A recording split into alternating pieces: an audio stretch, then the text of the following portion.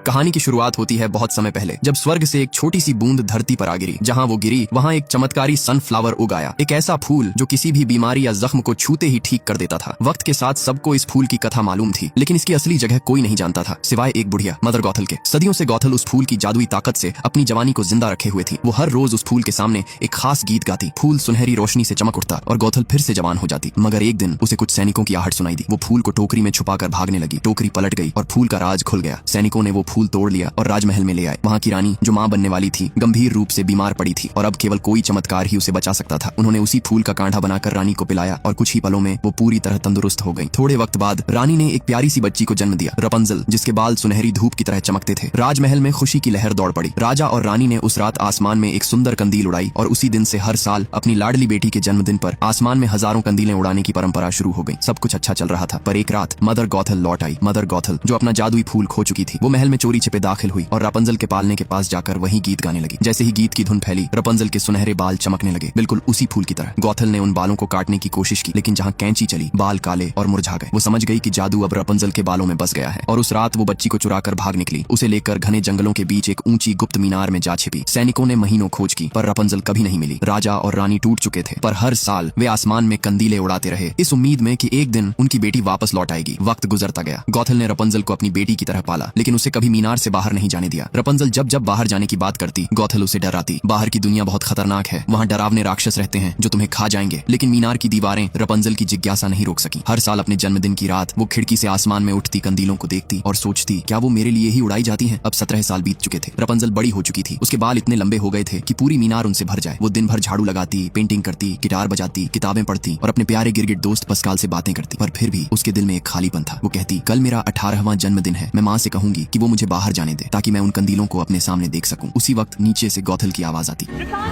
रापंजल अपने लंबे बाल नीचे फेंकती है। गौथल उन बालों से लटक कर ऊपर आती। रापंजल अपने मन की बात कहती, माँ, मैं बाहर जाना चाहती, वो उड़ते हुए कंदील देखना चाहती जो मेरे जन्मदिन पर आसमान में नजर आते हैं। गौथल मुस्कुराकर जवाब देती है, ओह मेरी बच्ची, वो दुनिया बहुत खतरनाक है, वहाँ सिर्फ दर्द, डर और धोखा है। तुम्हें यहीं रहना चाहिए, मेरे पास हमेशा के लिए। रापंजल चुप रह जाती है और गौथल कुछ सामान लेने मीनार से बाहर चली जाती है। अब हम फ्लिन राइडर को देखते हैं, जो एक चालाक और चार्मिंग चोर होता है। वो दो जुड़वां अपराधियों स्टैबिंगटन ब्रदर्स के साथ महल से राजकुमारी का ताज चुरा लेता है। महल के सैनिक और राजा का सबसे वफादार घोड़ा मैक्सिमस उनके पीछे निकल पड़ते हैं। हर जगह फ्लिन के वांटेड पोस्टर लग जाते हैं। जंगल की गहराइयों में फ्लिन राइडर और स्टैबिंगटन ब्रदर्स भागते भागते तीनों एक गहरे गड्ढे में फंस जाते हैं। फ्लिन मौका देखकर अपने साथियों को चकमा देता है और क्राउन लेकर अकेला भाग निकलता है। वो सैनिकों से बचकर निकल तो जाता है, लेकिन अब उसके पीछे पड़ चुका है रॉयल हॉर्स मैक्सिमस। फ्लिन और मैक्सिमस दोनों ही उस ताज को हासिल करने के लिए जंगलों में इधर उधर दौड़ते हैं। झड़प के दौरान दोनों एक ऊंचे पेड़ पर चढ़ जाते हैं, जो कुछ ही पलों में टूटकर नीचे गिर पड़ता है। फ्लिन किसी तरह जान बचाते हुए भागता हुआ एक अजीब पुरानी टावर के पास पहुंच जाता है। थका हुआ वो ऊपर चढ़ता है और ताज देखने ही वाला होता है कि रापंजल एक तवे को उसके सिर पर मार देती है। फ्लिन बेहोश होकर गिर जाता है। रापंजल उसे घसीटकर अलमारी में छुपा देती है और ताज को एक मटके में छिपा देती है। इतने में गौथल लौट आती है। रापंजल सोचती है कि अब वो फ्लिन के बारे में माँ को बताएगी और उसी बहाने बाहर जाने की इजाजत मांगेगी। वो गौथल की आवाज सुनती है, अपने लंबे बाल नीचे फेंकती है और गौथल को ऊपर खींच लेती है। रापंजल कहती है, माँ, मैं बस एक बार बाहर जाना चाहती हूँ, वो उड़ते हुए कंदील देखना चाहती हूँ जो हर साल मेरे जन्मदिन पर आसमान में दिखाई देते हैं। गौथल गुस्से में कहती है, बाहर की दुनिया बहुत खतरनाक है, वहाँ राक्षस हैं, चोर हैं और बुरे लोग हैं जो तुम्हें चोट पहुंचाएंगे। तुम्हें यहीं रहना होगा, सुरक्षित मेरे पास। रापंजल चुप हो जाती है और फिर मुस्कुराकर कहती है, ठीक है माँ, मैं कहीं नहीं जाऊंगी, बस मेरे जन्मदिन पर कुछ कलर्स ला दीजिए ताकि मैं अपनी पेंटिंग पूरी कर सकूं। गौथल कहती है, ठीक है, लेकिन मुझे आने में 3 दिन लगेंगे। रापंजल सिर झुका लेती है और गौथल रंग लाने के लिए टावर से निकल जाती है। जैसे ही गौथल जाती है, रापंजल अलमारी खोलती है और फ्लिन को बाहर निकालती है। वो उसे कुर्सी पर बांध देती है और अपने बालों से पकड़कर कहती है, अब तुम बताओ, ये उड़ते हुए कंदील कहाँ से आते हैं? फ्लिन थोड़ी झिझक के बाद कहता है, वो कंदील हर साल राजा और रानी अपनी खोई हुई बेटी की याद में उड़ाते हैं। रापंजल ये सुनकर हैरान रह जाती है। फिर वो एक सौदा करती है, अगर तुम मुझे उन कंदीलों के पास ले चलो तो मैं तुम्हें ये ताज लौटा दूंगी। फ्लिन हिचकिचाता है, पर उसकी आंखों में चमक देखकर मान जाता है और फिर रापंजल पहली बार अपने लंबे जादुई बालों की मदद से उस मीनार से नीचे उतरती है। जैसे ही वो जमीन पर कदम रखती है, वो उत्साह से भर उठती है। कभी घास में लौटती है, कभी पानी छलकती है। उससे लगता है जैसे उसने जिंदगी पहली बार छुई हो। उधर गौथल रास्ते में रॉयल हॉर्स मैक्सिमस को देखती है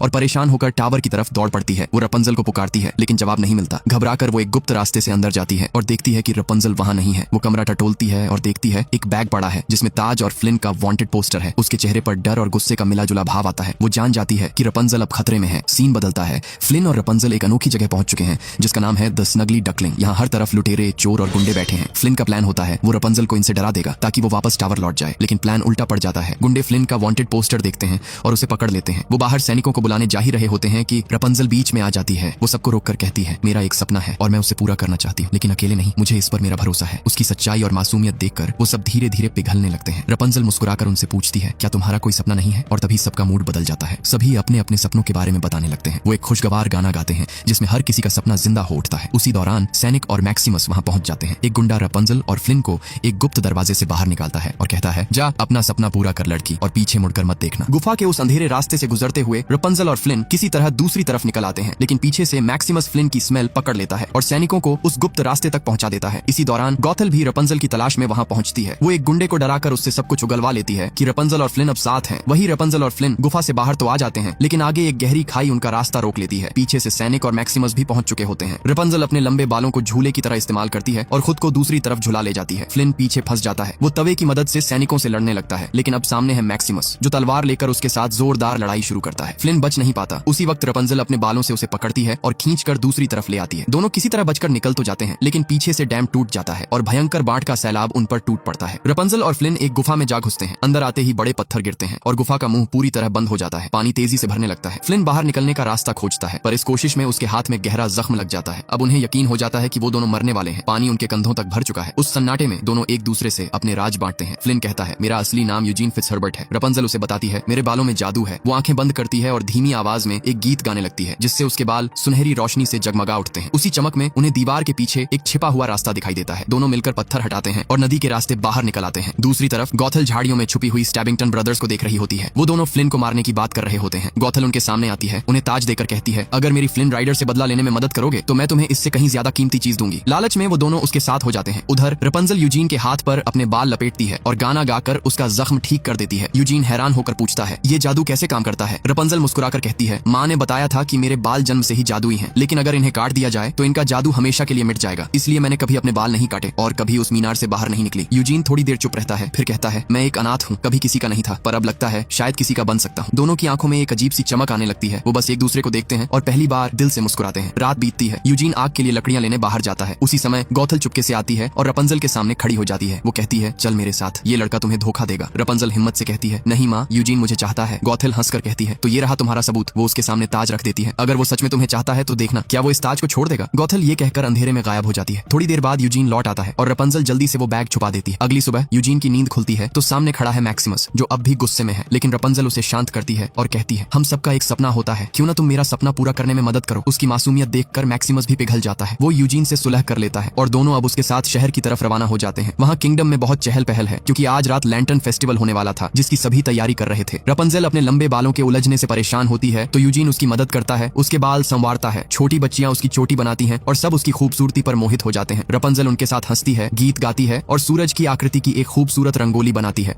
यूजीन रपंजल को किंगडम का एक फ्लैग देता है जिस पर सूरज का निशान बना होता है। फिर वो उसे लेकर एक छोटी नाव में बैठता है और दोनों किंगडम के सामने बहती नदी में पहुंच जाते हैं। उधर महल में राजा और रानी अपनी खोई हुई बेटी की याद में पहला सुनहरी कंदील आसमान में उड़ाते हैं और देखते ही देखते पूरी प्रजा उस पल में शामिल हो जाती है। हजारों कंदील आसमान में तैरने लगते हैं, मानो सितारे धरती पर उतर आए हों। एक कंदील रपंजल के पास आकर ठहर जाता है। वो उसे अपने हाथों में पकड़ती है और फिर हवा में छोड़ देती है, जैसे अपने दिल की तमन्ना को आसमान में भेज रही हो। वो यूजीन की तरफ मुड़ती है और उसके हाथ में ताज रख देती है, पर अब यूजीन के लिए वो ताज मायने नहीं रखता। वो बस रपंजल को देखता है और उसकी आंखों में सच्चा प्यार झलकता है। दोनों एक दूसरे के करीब आते हैं। वो बस एक पल दूर है पहली किस से। तभी किनारे पर यूजीन को स्टैबिंगटन ब्रदर्स दिखाई देते हैं। वो रपंजल से कहता है, मैं बस ताज लौटा कर आता हूँ, फिर हम साथ चलते हैं। वो उसे नाव में छोड़कर किनारे की तरफ चला जाता है। वो दोनों भाई रपंजल के पास आते हैं। वो कहते हैं, यूजीन ताज लेकर भाग गया, देखो उसकी नाव। रपंजल हकबका जाती है। इससे पहले कि वो कुछ समझे, वो दोनों भाई उस पर हमला कर देते हैं और तभी मदर गॉथल वहाँ पहुंचती है। वो रपंजल को बचाती है, मगर ये सब उसी की चाल होती है। दरअसल गॉथल ने उन दोनों गुंडों से सौदा किया था। यूजीन को उन्होंने बांधकर नाव में डाल दिया, जो सीधा महल के पास पहुंचती है, जहाँ सैनिक उसे पकड़ लेते हैं और ये सब कुछ मैक्सिमस अपनी आंखों से देख लेता है। रपंजल अब फिर से मीनार में कैद है, दिल टूट चुका है। वो अपने कमरे में लेटी है और उसकी नजर अपनी पेंटिंग्स पर जाती है, जहाँ उसने हर जगह वही सूरज वाला चिन्ह बनाया था जो किंगडम के झंडे पर था। वो शीशे में खुद को देखती है और सच समझ जाती है, वही खोई हुई राजकुमारी है। उसके चेहरे पर सदमे, गुस्से और दर्द का तूफान उमड़ पड़ता है। वो गॉथल की ओर मुड़ती है और कहती है, तुमने मुझे बरसों कैद में रखा, मैं ही वो राजकुमारी हूँ जिसे तुमने चुराया था। गॉथल ठंडी हंसी के साथ कहती है, हाँ, लेकिन अब बहुत देर हो चुकी है। यूजीन को फांसी दी जाएगी और तुम कभी उसे नहीं बचा पाओगी। रपंजल चिल्लाती है, नहीं, मैं उसे बचाऊंगी। गॉथल उसे रोकने की कोशिश करती है, लेकिन रपंजल उसका हाथ झटक देती है। गॉथल उसे फिर से बांध देती है और अब रपंजल पूरी तरह कैद हो चुकी है। उधर सैनिक यूजीन को फांसी के लिए ले जा रहे होते हैं। तभी मैक्सिमस अपने पुराने दोस्तों द स्नगली डकलिंग के गुंडों के साथ एक धमाकेदार रेस्क्यू प्लान बनाता है। यूजीन आजाद हो जाता है और मैक्सिमस की पीठ पर सवार होकर पूरा जोश में टावर की तरफ दौड़ पड़ता है। मीनार में पहुंचते ही यूजीन देखता है रपंजल बंधी हुई है। वो उसे छुड़ाने के लिए दौड़ता है, लेकिन तभी गौथल पीछे से चाकू से वार करती है। यूजीन जमीन पर गिर जाता है। गौथल रपंजल को खींचते हुए कहती है, अब चलो मेरे साथ, वरना ये मर जाएगा। रपंजल आंसुओं में डूबी कहती है, अगर तुम मुझे उसे बचाने दोगी तो मैं तुम्हारे साथ चलूंगी, हम हमेशा साथ रहेंगे, मैं वादा करती हूँ। गौथल कुछ सोचती है और उसके बाल खोल देती है। रपंजल झुककर यूजीन के पास जाती है, वो बाल पकड़ती है और गाना गाने लगती है ताकि उसे बचा सके, लेकिन यूजीन उसका हाथ पकड़कर कहता है, रपंजल तुम्हें आजाद होना चाहिए। वो पास पड़ी टूटी कांच की कतरन से उसके बाल काट देता है। एक पल में सुनहरी रोशनी बुझ जाती है, जादू खत्म हो जाता है। गौथल के बाल सफेद पड़ जाते हैं, उसकी झुर्रियां लौट आती हैं और मीनार से नीचे गिरकर हमेशा के लिए खत्म हो जाती है। रपंजल यूजीन को अपनी बाहों में पकड़ती है, वो आखिरी सांस लेता है। रपंजल टूटे हुए दिल से रो पड़ती है, उसके आंसू यूजीन के गाल पर गिरते हैं और तभी वो आंसू सुनहरी रोशनी में बदल जाते हैं। यूजीन की सांसें लौट आती हैं। रपंजल के आंसू में अब भी वही जादू था, क्योंकि असली जादू उसके बालों में नहीं, उसके दिल में था। यूजीन मुस्कुराकर उसकी ओर देखता है और दोनों एक दूसरे को गले लगा लेते हैं। कुछ समय बाद रपंजल किंगडम लौटती है। राजा और रानी उसे देखते ही पहचान जाते हैं। माँ की आंखों से आंसू बहते हैं और पिता उसे कसकर सीने से लगा लेते हैं। सालों का इंतजार खत्म हो गया था। यूजीन अब रॉयल फैमिली का हिस्सा बन चुका है और रपंजल अब आखिरकार आजाद है। आसमान में फिर से हजारों कंदील उड़ रहे हैं, लेकिन इस बार वो किसी गुमशुदा को ढूंढने के लिए नहीं, बल्कि दो आत्माओं के मिलन का जश्न मनाने के लिए थे। कभी कभी सबसे बड़ा जादू किसी जादुई फूल में नहीं, बल्कि इंसान के दिल में छुपा होता है। अगर ये कहानी आपके दिल को छू गई हो तो एक लाइक जरूर करें और ऐसी ही दिल छू लेने वाली कहानियां सुनने के लिए चैनल को सब्सक्राइब करना ना भूलें।